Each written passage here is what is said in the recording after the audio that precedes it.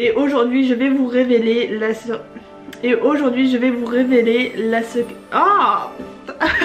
recette secrète, pas secrète. C'est parti. Et aujourd'hui je vais vous révéler la recette secrète. Ok. Bonjour à tous et bienvenue dans cette nouvelle vidéo. Aujourd'hui, troisième vidéo de la série Bellfire Talks à Poudlard. Ce qui veut dire que je rentre en troisième année. Hier on a mis derrière nous cette deuxième année avec une vidéo un peu chaotique, je dois le dire. Et donc on va démarrer cette troisième année. On va pas se mentir, vous savez exactement ce qui se passe en troisième année à Poudlard. Oui? Mais bon, on va quand même préciser pour les moldus qui regardent cette vidéo, en troisième année, on peut enfin aller à Préola. On peut aller au Chaudron Baveur, la boutique de bonbons, etc. Et c'est exactement ce qu'on a décidé de faire aujourd'hui. Malheureusement, si vous êtes comme Harry, vous ne pourrez pas y aller, mais pas de soucis, j'ai tout prévu pour vous. Et aujourd'hui, je vais vous révéler la recette secrète de la bière au beurre. Alors... on va pas se mentir, elle est pas si secrète que ça. J'ai été sur Google. Dans mes recherches, j'en ai trouvé particulièrement deux. Donc il y a celle qui est plus un peu anglophone et américaine, c'est-à-dire avec des ingrédients que on n'a pas en France. Et il y a la deuxième que j'ai trouvée sur beaucoup plus de sites français, qui est une à base de bière brune ou un peu de cidre et d'aliments dont je ne citerai même pas le nom parce que je ne savais pas où le trouver. Je cherche des trucs tellement improbables que même moi je ne sais pas où chercher dans le Leclerc. Donc j'ai quand même décidé d'aller sur la recette américaine. Surtout que j'ai eu la chance d'aller au Wizarding World à Universal Studios et également au studio Harry Potter, donc Los Angeles et Londres. Et j'ai à chaque fois goûté, comme vous pouvez le voir, une bière au beurre là-bas. Donc c'est vraiment la recette que je vais essayer de reproduire. J'ai pas grand souvenir de mes boissons. Déjà à Londres elle était froide et aux États-Unis j'ai décidé de goûter la version chaude. Mais dans mes souvenirs, quoi qu'il arrive, cette boisson fait très goût un peu vanille, caramel. Vous savez, c'est un peu ces danettes là avec le caramel au fond, la vanille et la chantilly au dessus. C'est un peu l'ambiance qu'on essaye d'avoir. Que pour faire cette recette, il ne faut pas beaucoup d'ingrédients. Il faut du cream soda, qui est en fait une espèce de soda à base de vanille, on n'a pas en France. Il faut du butterscotch syrup, on n'en a pas non plus. Ou alors, sur d'autres recettes j'ai trouvé qu'il fallait du golden syrup. Là aussi on n'en a pas. Alors en France ils disent que ça peut être remplacé par la mélasse. Je n'ai aucune idée de ce que c'est la mélasse. Donc en rayon j'ai trouvé du sirop d'agave qui a d'ailleurs la couleur un peu du golden syrup. Je me suis dit que ça ferait l'affaire, que ça allait sucrer ma boisson, parce qu'il faut savoir que la boisson est très sucrée, mais vraiment vous avez l'impression que vous buvez du diabète quoi. Mais voilà, comme vous vous en doutez, je n'ai quasiment aucun des aliments qu'il fallait. Mais plan B, j'ai décidé de réinventer ma recette et si ça marche, pourquoi pas. Donc je vous montre ça tout de suite. Pour faire de la bière au beurre version Bellfire, vous aurez besoin de la limonade, de la vanille, du sirop d'agave, un peu de beurre et surtout de la chantilly, élément essentiel. Étape 1, préparation du cocktail. Faire fondre le beurre dans un petit chaudron sur feu doux. Sur un petit chaudron. On va prétendre que c'est un chaudron. Alors, il nous faut 30 g de beurre.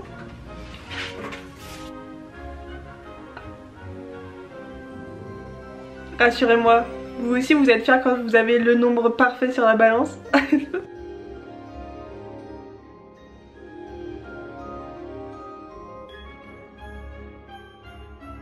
Puis ajoutez le sucre et mélangez doucement. Lancez un sort de décolle-tout ou utilisez un pinceau humide afin de décoller les cristaux de sucre qui pourraient coller aux parois. Utilisez un sort de lévitation et ajoutez la mélasse. Faites bouillir 5 minutes.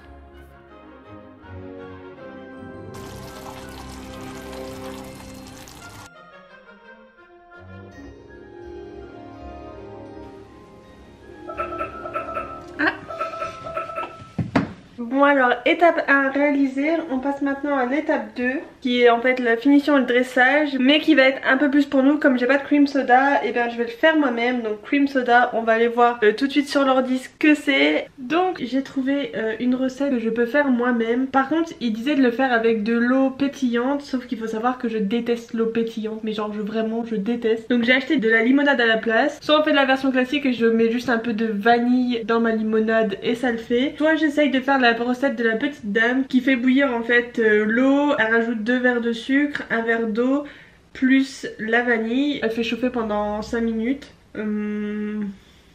J'hésite. En fait ça ressemble à quoi ça? Oh, je m'attendais pas, mais en fait ça ressemble un peu à du caramel. Laissez refroidir complètement ou lancez un sort de gel Glagla. Versez 2 cuillères à soupe de sirop dans chaque verre, puis le cream soda. Bon, on a choisi méthode 2, c'est-à-dire la plus simple. Je vais mettre la limonade, la vanille. À la base c'est pour aromatiser les gâteaux, mais j'espère que ça va fonctionner quand même.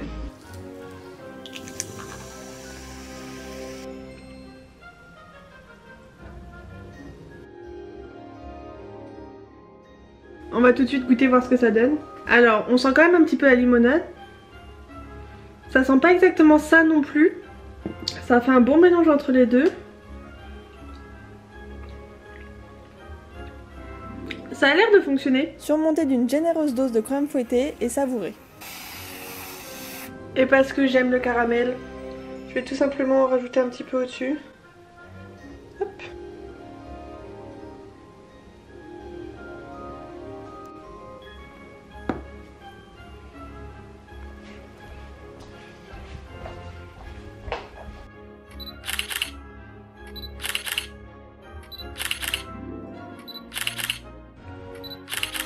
Grand temps de tester cette boisson.